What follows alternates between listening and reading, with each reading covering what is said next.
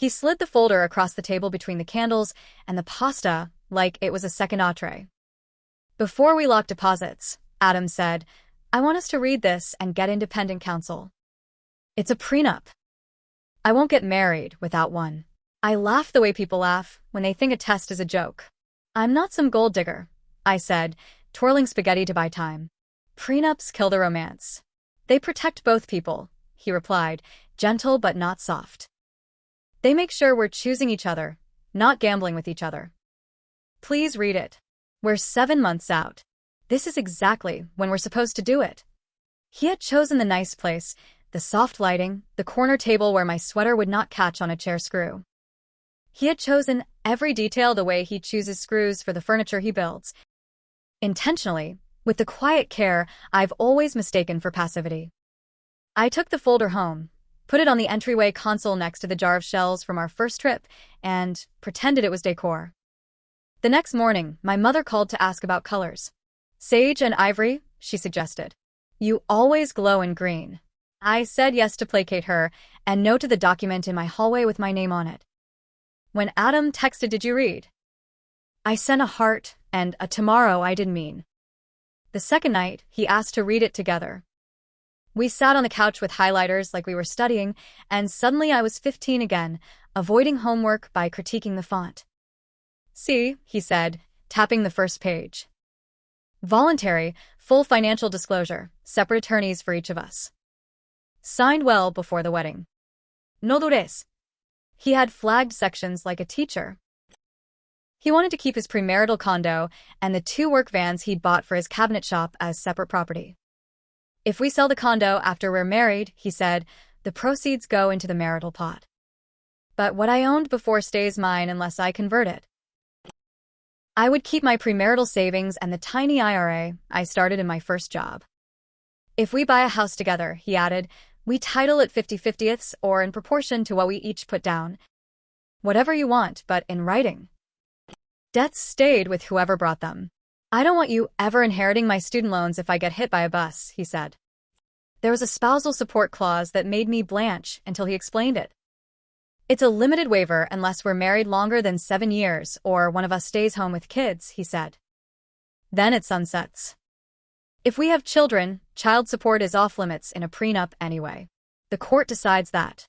It wasn't a trap. It was math. I still recoiled like it was a snake.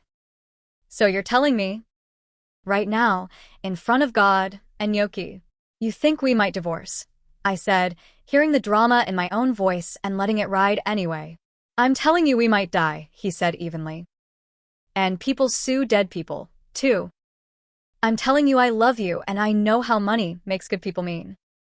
I'm telling you I grew up watching my parents fight over my grandpa's shop because nothing was written down. I won an argument I could win. He gave me information I could not. I took the folder to brunch like a prop.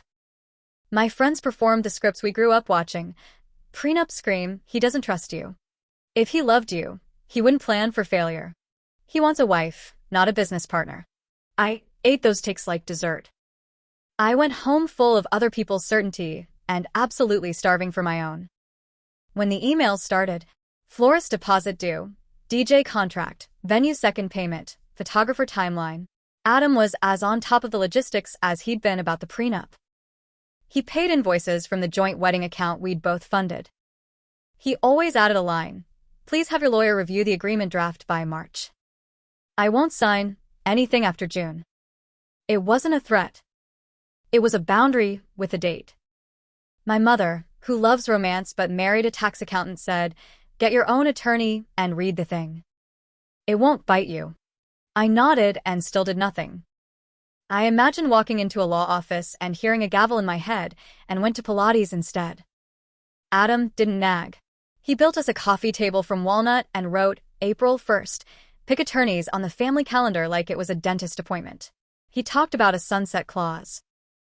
After 10 years, spousal support waiver vanishes, no matter what. And about fair disclosure. He sent me his spreadsheet with bank balances and a list of tools in the shop that made me dizzy. I sent him a PDF of my checking account and called it transparency. Ria, he said, sitting at the edge of the bed one night in May, I won't be a husband without this in place. Because you don't trust me, I snapped. Because I do, he said. I trust you enough to assume you want to know what we're promising in daylight. He proposed a meeting with a mediator just to explain the parts my eyes glazed over. The mediator. A woman with kind eyes and a desk full of tidy files. Repeated the things I refused to hear from him. Prenups are enforceable if they're voluntary, with fair disclosure, without duress, and not unconscionable at the time of signing. They can't set child support or custody. The court decides those based on a child's best interests. It's best to sign months, not days, before a wedding, with independent counsel on both sides. These agreements don't predict divorce. They prevent litigation from becoming the marriage's sequel. She offered names of attorneys who didn't know Adam. Pick anyone, he said. I'll pay your legal fees. It should have been the thing that calmed me. The offer, the distance, the fairness. Instead, it made me angrier. I wanted him to say, forget it, let's just be in love. He kept saying, let's be adults in love. In June, he drew a line. If it's not signed by August 1st, we're postponing, he said. I won't put you under pressure, and I won't get married without it. The white-hot shame that flared felt like adolescence. You care more about your vans than our vows, I said. I care about the vows enough to make sure the money fights are smaller than the love, he replied. I can live without a wedding. I can't live with resentment. I did what I do when I feel cornered. I chose an audience. I made a reel about tradwives and tax spreadsheets that lived in that blurry area where you don't name names but everyone knows who you're subtweeting. It did numbers. My stomach turned as the likes climbed. Adam didn't comment. He emailed. Please take that down. I won't be made into content. If we're going to break up, let it be with dignity. The offer for you to hire your own attorney stands. I'll cover up to $2,500 in fees. August 1st is firm. I left the reel up for 12 hours, hated myself, and deleted it. He didn't say I told you so. He did not sleep at my apartment that night. July came with cake tastings and a calm man who had already grieved something I was still pretending hadn't changed. On July 29th, I made an appointment with a lawyer and felt proud like I'd solved a riddle. On July 30th, I canceled it because I didn't want to talk about money with a stranger. On July 31st, Adam texted, I'm bringing over your mail. I opened the door to find him with a small stack of envelopes and that same damned folder. Last time, he said. His hands were not trembling. I love you. I will marry you. I cannot and will not without this done properly. Because your business comes before me, I said. Because if I burn what I built to prove I love you, I'll resent you by Thanksgiving, he said. And you'll resent me back by Christmas. I wish I could say I heard him. I heard silence and humiliation and whatever it is that hisses when pride is poked. Then don't marry me, I said, trying to sound like the one leaving. He nodded once. I won't, he said, unless you change your mind. He took a breath that looked like it hurt. I'll email the venue about postponing. I'll eat the penalties. Please return the ring. In our state, it's a conditional gift tied to marriage. I don't want to fight about that. I knew he was right. I had Googled engagement ring conditional gift to arm myself and found law instead of weapons. In most cases, no marriage means the ring returns. I slid it off and put it in the blue box, and my heart felt as heavy as the velvet. He left without a scene.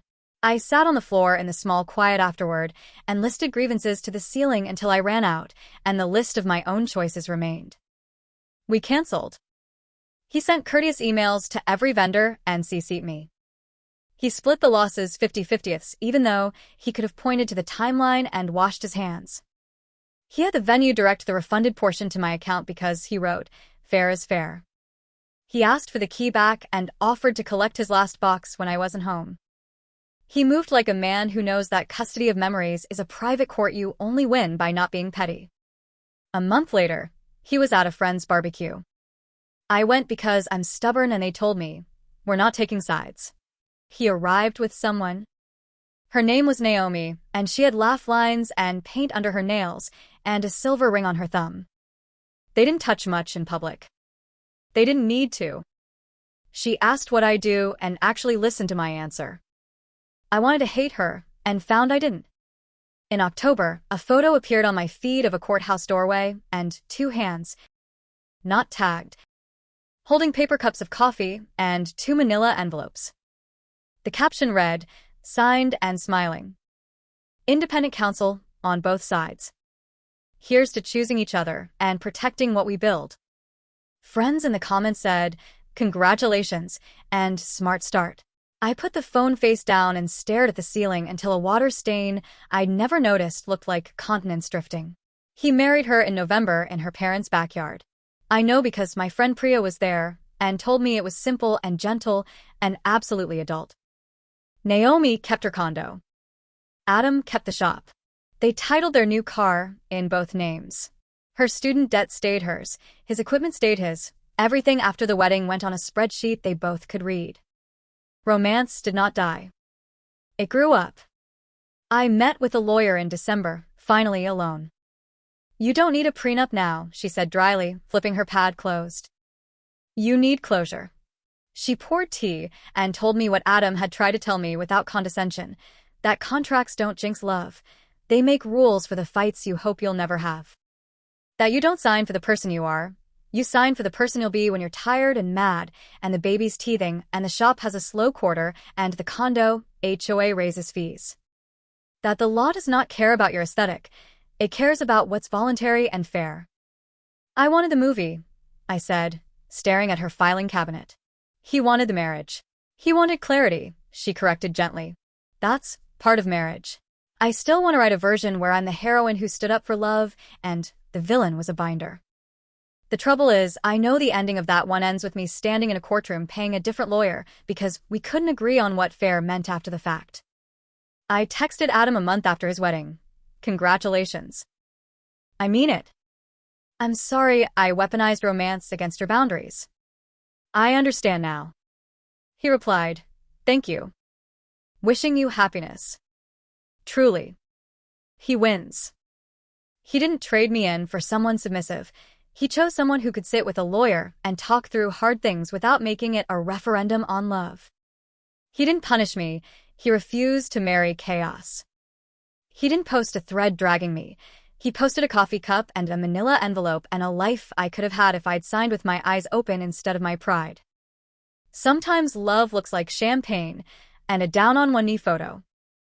Sometimes it looks like 2 adults reading a contract out loud, so their future selves don't have to guess. Hey everyone, thanks for watching. She called prenups unromantic, stalled, and mocked the boundary. He stayed calm, postponed, asked for the ring back, and later married someone who respected clarity. Romance isn't the opposite of responsibility. If you like this video, please subscribe for more. Thanks, and see y'all tomorrow.